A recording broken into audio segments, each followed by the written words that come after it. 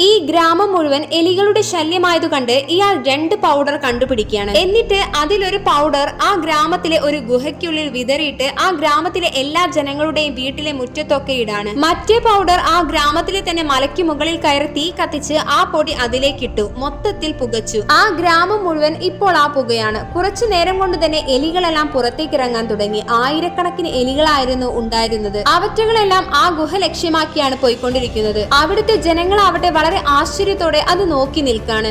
ഇത്രയും കാലത്തിനിടയിൽ ഇങ്ങനെയൊരു കാഴ്ച ആദ്യമായിരുന്നു. അപ്പോഴാണ് നമ്മുടെ ഹീറോയ്ക്ക് അവന്റെ മകനെ ഓർമ്മ വന്നത്. കാട്ടിലായിരുന്നു അവൻ ഉണ്ടായിരുന്നത്. ഉടനെ അവിടേക്ക് ഓടിച്ചെന്ന് നോക്കി. ആ ഗുഹയുടെ അടുത്ത് അവൻ നിൽക്കുന്നുണ്ടായിരുന്നു. ഇവൻ അവന്റെ അടുത്തേക്ക് പോകാൻ വിചാരിച്ചപ്പോഴേക്കും സ്ലിപ്പായി നിലത്തേക്ക് വീണു. അതിൽ ബാക്കിയുണ്ടായിരുന്ന പൊടി മുഴുവൻ അവിടെയായി. അന്നേരം ആ ചെറിയ ചെക്കൻ ഗുഹയ്ക്ക് മുന്നിൽ കുറച്ചുകൂടി പൊടി നിലത്തേക്കിട്ടു.